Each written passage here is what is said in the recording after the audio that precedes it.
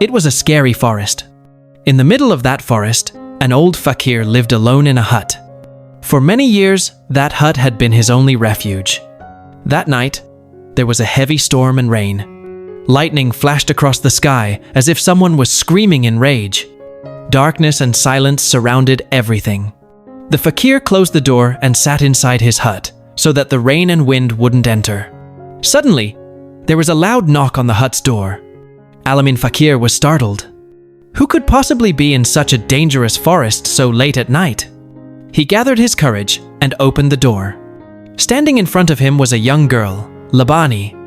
Her clothes were completely soaked by the rain. Every fold and contour of her body was clearly visible. She was incredibly beautiful and visibly frightened. The fakir asked, "Who are you, girl?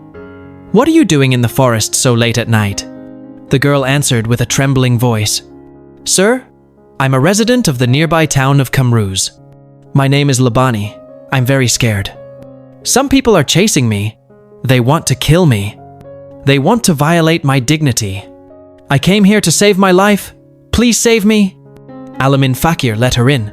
He spread a blanket for her and lit a candle. Now, only the soft candlelight flickered in the bushes while the storm raged outside. Fear was visible in Labani's eyes. She was shivering. She said, "I am the daughter of King Biswajit Singh. My parents are no longer alive. After they died, people started to focus only on my beauty. They wanted to touch me. They wanted to defile my body." The fakir listened to her silently. It felt like the girl was hiding something. Was her arrival here merely a coincidence? Or did she have another purpose? The storm outside grew worse. Inside, there were only two people in, old fakir and a young girl. After some time, Labani said, "Sir, I'm very scared. Will you allow me to stay here tonight?" Alamin looked at her. There was an innocent fear in her eyes. He said, "Yes, daughter, you can stay here. This hut is your shelter too." Labani lay down on the mat. The fakir was watching her. He tried to control himself, but something stirred in his mind. A long-dormant emotion suddenly awoke. An unknown feeling of love and desire trembled in his heart. He tried to sleep, but sleep wouldn't come. Labani's wet face kept appearing before his eyes. His heartbeat kept rising. In the middle of this turmoil, a sudden rustling noise was heard. The fakir was startled.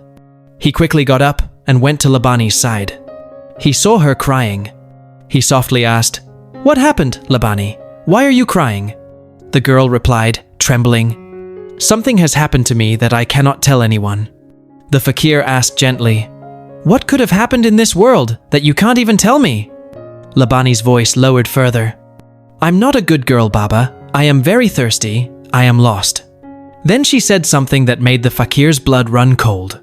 "I am not an ordinary girl. I am a lost soul." The fakir's body shivered. It felt like the ground beneath his feet was moving. "What are you saying? A soul? How can I believe this?" Labani looked down and began to tell her story. "Many years ago, I was Queen Asifa. There was a man named Arjun. He wanted to marry me, but I didn't love him. Arjun used black magic to make me his. I fell into his trap. Somehow, he forced me to marry him, but I was never truly his.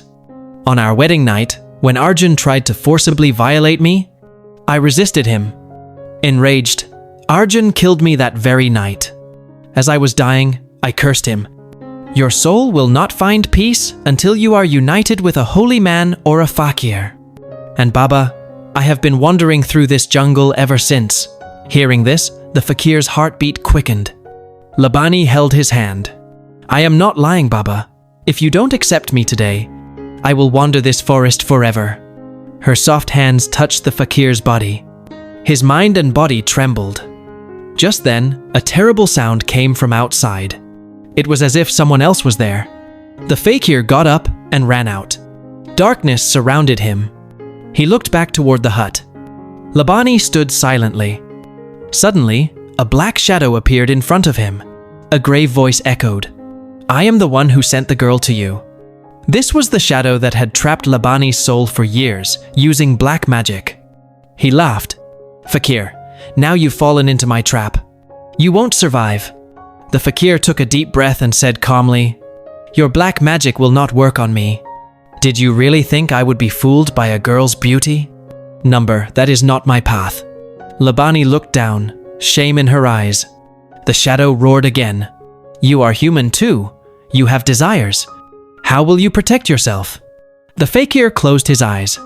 Then he looked toward the sky and said, "I choose light over darkness." Tears welled up in Labani's eyes. She thought, "Was I really about to do this? Was I about to trap a good man?" Alamin Fakir said in a gentle voice, "Labani, look within yourself. Do you really want this to happen? I have never looked at any woman with ill intentions. Then why did you want to take away my honor?" The shadow sneered. "It's too late now, Fakir." But this time, a new light shone in Labani's eyes.